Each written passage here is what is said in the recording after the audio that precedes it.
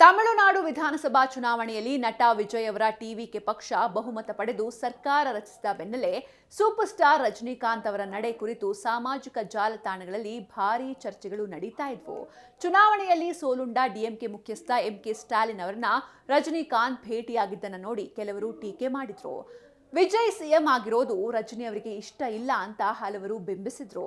ಸದ್ಯ ಈ ಎಲ್ಲಾ ವದಂತಿಗಳಿಗೆ ರಜನಿಕಾಂತ್ ಸುದ್ದಿಗೋಷ್ಠಿ ಕರೆದು ಸ್ಪಷ್ಟನೆ ನೀಡಿದ್ದಾರೆ.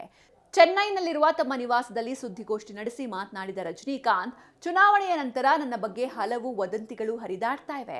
ನಾನು ಈಗ ರಿಯಾಕ್ಟ್ ಮಾಡದೇ ಇದ್ರೆ ಆ ಸುಳ್ಳುಗಳೇ ನಿಜವಾಗ್ಬಿಡುತ್ತವೆ. ಚುನಾವಣಾ ಫಲಿತಾಂಶದ ನಂತರ ನಾನು ಎಂಕೆ ಸ್ಟಾಲಿನ್ ಅವರನ್ನ ಭೇಟಿಯಾಗಿದ್ದನ್ನ ಟೀಕಿಸಲಾಗ್ತಾ ಇದೆ. ಆದ್ರೆ ನಮ್ಮ ಸ್ನೇಹ ರಾಜಕೀಯಕ್ಕೂ ಮೀರಿದ್ದು. ಸ್ಟಾಲಿನ್ ಸೋತಿದ್ದಕ್ಕೆ ನನಗೆ ಬೇಸರವಾಗಿತ್ತು. ಹಾಗಾಗಿ ಒಬ್ಬ ಸ್ನೇಹಿತನಾಗಿ ಅವರನ್ನ ಭೇಟಿಯಾಗಿದ್ದೆ ಅಂತ ವಿವರಿಸಿದ್ರು.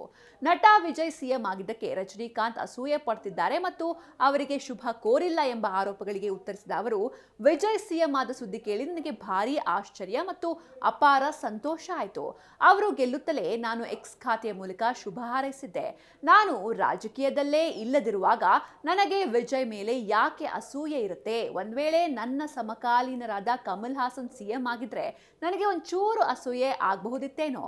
ವಿಜಯ್ಗೂ ನನಗೂ 25 ವರ್ಷಗಳ ತಲೆಮಾರಿನ ಅಂತರವಿದೆ. ನಮ್ಮಿಬ್ಬರ ನಡುವೆ ಸ್ಪರ್ಧೆ ಎಲ್ಲಿಂದ ಬರುತ್ತೆ ಅಂತ ಪ್ರಶ್ನೆ ಮಾಡಿದ್ರು. ಮುಂದುವರೆದು ಮಾತನಾಡಿದ ರಜನಿಕಾಂತ್, ಅನಗತ್ಯವಾಗಿ ಮಾತನಾಡಲು ರಜನಿಯಷ್ಟು ಕೀಳು ಮಟ್ಟದ ಅಥವಾ ಚೀಪ್ ವ್ಯಕ್ತಿ ಅಲ್ಲ.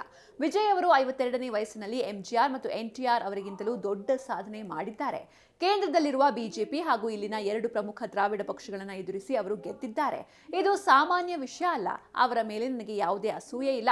ಬದಲಿಗೆ ದೊಡ್ಡ ನಿರೀಕ್ಷೆಗಳಿವೆ. ನನ್ನ ಬೆಸ್ಟ್ ವಿಶಸ್ ಯಾವಾಗಲೂ ವಿಜಯ್ ಜೊತೆ ಇರುತ್ತೆ ಅಂತ ತಲೈವಾ ಹೊಗಳಿದ್ದಾರೆ. ಐಟಂ ಯಾವುದೇ ಇರಲಿ ಟ್ರೈ ಮಾಡಿ ಆಚಿ ಚಿಕನ್ ಮಸಾಲಾ.